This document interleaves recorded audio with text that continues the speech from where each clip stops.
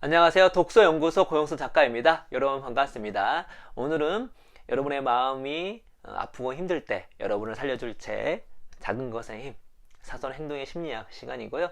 오늘 여러분과 나눠볼 이야기의 주제는 인간관계를 망치는 의외의 한 가지 태도에 대해서 한번 이야기를 해보도록 하겠습니다. 물론 이걸 평소에 생각하신 분들 같은 경우는 의외가 아닐 수도 있지만 자칫하면 좀 우리가 자기도 모르게 이런 함정에 빠져서 내가 함정에 빠진지도 모르게 행동하는 경우가 많이 있거든요. 그것이 무엇인지 한번 알아보는 시간을 갖도록 하겠습니다.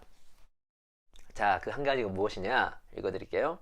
우리가 곧잘 빠지는 함정이 있으니 바로 다른 사람을 통제하려는 욕구다.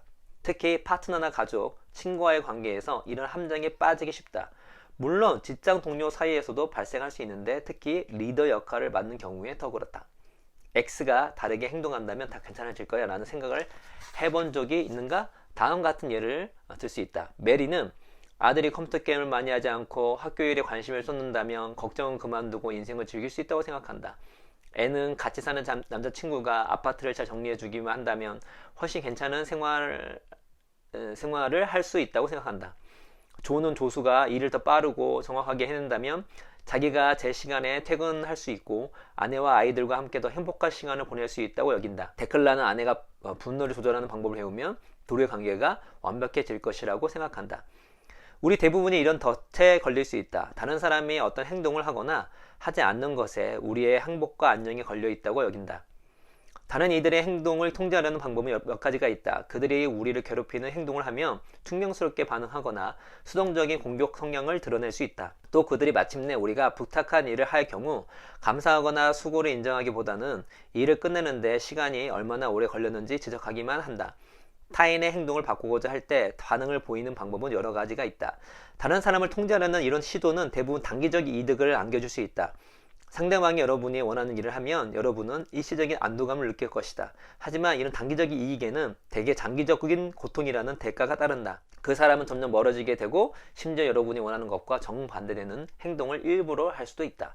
자기가 조종당하거나 통제되고 있다고 느끼면 좋아할 사람이 없다.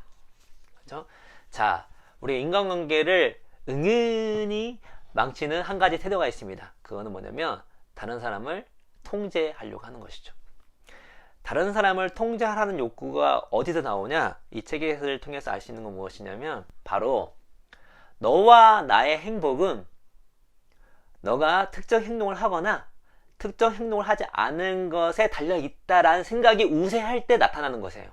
뭐보다 내가 특정 행동을 하거나 특정 행동을 하지 않을 때보다 연인관계에서 부부관계에서 우리 둘의 행복은 내 여자친구가, 내 남자친구가, 내 아내가, 내 남편이 특정 행동을 하거나 특정 행동을 하지 않을 때에 우리가 행복해질 수 있다는 생각이 드는 것이죠. 무엇보다 내가 어떤 행동을 하거나 하지 않는 것보다. 자녀의 관계에서도 마찬가지죠. 우리 자녀가, 내 딸이, 내 아들이 무엇을 하지 않고 무엇을 하면 우리는 행복해질 것이다. 무엇보다 부모로서 내가 어떤 행동을 하거나 어떤 행동을 하지 않는 것보다. 회사 내에서도 마찬가지입니다. 우리 회사에서 인간관계, 우리 관계 속의 행복은 뭐에 결정되냐? 내 상사가, 내 부하 직원이, 내 동료가 특정 행동을 하거나 특정 행동을 하지 않은 것에 갈려있다. 무엇보다 내가 이 회사 내에서 어떤 행동을 하거나 어떤 행동을 하지 않는 것보다 이것 정도는 내가 바꿔줄 수 있겠다 하면서 다른 사람에서 스스로 바꿔주는 것이죠.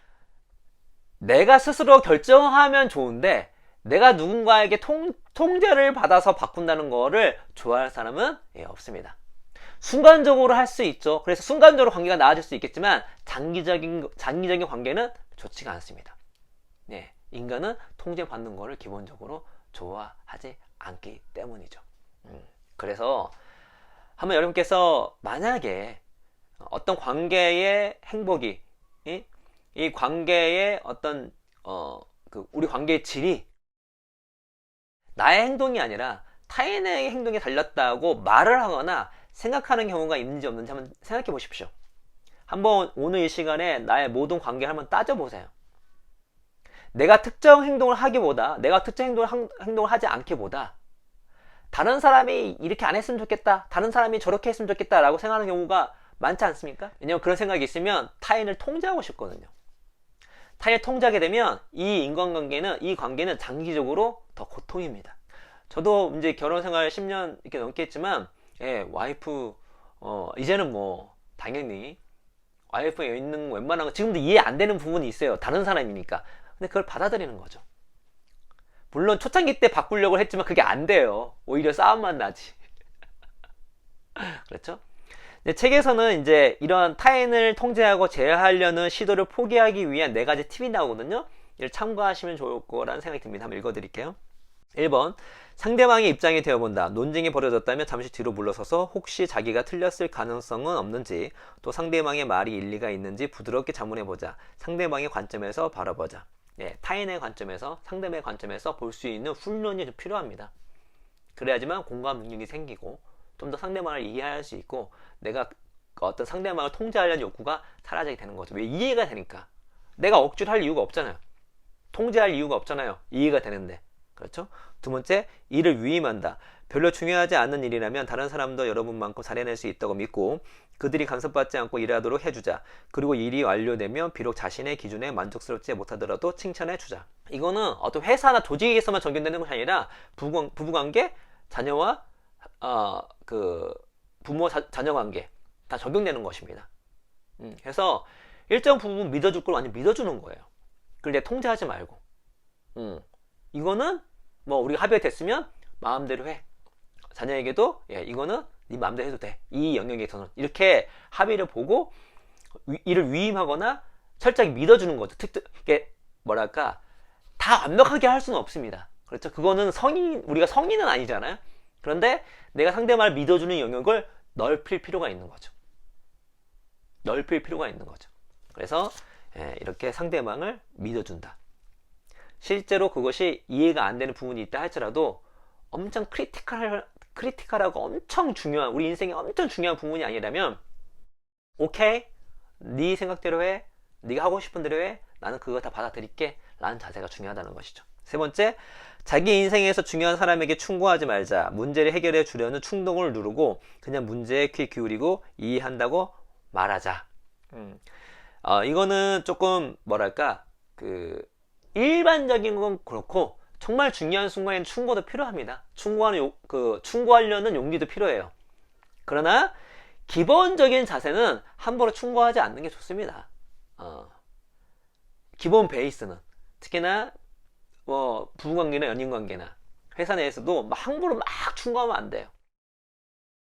실제로 우리 비즈니스에서 피드백을 줄 때는 처음에는 긍정적 피드백을 위주로 주는 게 좋습니다. 그래야지 가끔 주는 부정적 피드백에 힘을 발휘할 때가 있거든요. 평소에 긍정적 피드백을 주다가 나중에 부정적 피드백 받으면 진짜 내가 뭔가 잘못하고 잘못 방향으로 가고 있구나를 알게 되기 때문에 부정적 피드백, 충고의 힘이 배가 됩니다. 근데 평소에 막 부정적 피드백을 남발하게 되면 어떻게 되죠? 그냥 내성이 생겨서 오늘도 그러려니 하고 넘어가는 거죠. 충고를 절대 하지 말라 하는 것보다 평소에는 긍정적 피드백을 주고 그대로 받아들이고 오히려 칭찬을 많이 해주되, 충고할 거리가 있으면 그런 걸 누적시킨 상태에서 분위기가 좋았을 때 정말로 진정성을 갖고 해주자 라는 걸로 우리가 한 변형해서 봤으면 좋겠습니다. 4번째로는 다른 사람이 선택할 수 있게 해준다. 친구에게 전화해 같이 저녁을 먹으러 가자고 제안하면서 친구가 식당을 선택하게 하는 것이다. 그렇죠? 우리가 이제 의도적으로 노력하는 거죠. 내가 뭔가 통제하려는, 또 어떻게 간섭하려는 그런 대상이 있는 경우에 의도적으로 그 친구가, 그 사람이, 그 자녀가, 내 배우자가, 내 부하 직원이 선택을 할 수 있게끔 내가 노력을 하는 겁니다. 그리고 그 선택을 내가 한번 받아들여 보는 거예요. 이런 훈련을 하는 것만으로도, 이런 작은 행동만으로도 어떻다? 타인을 통제하려는 욕구에서 좀 더 벗어날 수 있다라는 것이죠. 그래서 인간관계에서 지혜는 무엇이냐? 다른 사람을 함부로 바꾸려고 하지 말 것. 다른 사람을 있는 그대로 그냥 먼저 받아들여 줄 것. 그리고 충고나 부정적 피드백, 통제가 전혀 없을 수는 없겠지만 그런 것들은 그런 것들을 밑바탕 깔려진 상태에서 긍정적 피드백과 신뢰가 밑바탕으로 깔려진 상태에서 어떻다? 예, 간헐적으로 통제가 들어가거나 간헐적으로 충고가 들어가거나 간헐적으로 간섭을 하게 되면 오히려 그런 거 효과가 날 수 있다라는 걸 우리가 한번 업그레이드해서 적용해 볼 수 있을 거라는 생각이 듭니다. 그래서 여기서 우리가 한번 근본적으로 생각해 볼 수 있는 건 무엇이냐면 우리의 행복은 타인한테 달려있는 것이 아니라 실제로 타인한테 달려있는 경우도 많아요. 그건 사실입니다. 그러나 타인을 내가 통제할 수 없기 때문에 어떻게 해야죠? 네, 나를 바꾸는 것이 훨씬 더 현명합니다. 타인은 아시잖아요. 여러분 생각만큼 잘 바뀌지 않아요. 바꿀 수 없습니다.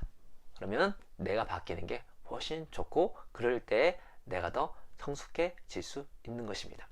물론 나에게 이 관계가 나의 최악의 상을 주는 사람은 회피하는 것도 전략이에요. 그러니까 부모님이 나를 아주 힘들게 하거나 뭐 학대를 하거나 그러면 피해야죠. 그리고 극단적 사례에 있을 때는 피하는 게 상책입니다. 그런 경우가 아니라면 어떻죠? 상대방을 바꾸려 하기보다 내가 바꾼다. 상대방을 통제하려는 욕구를 없애려고 노력한다. 그럴 때 우리 관계가 장기적인 행복을 추구할 수 있다 라는 이야기를 오늘 말씀드리면서 오늘 이야기는 이것으로 마치도록 하겠습니다. 여러분 감사합니다.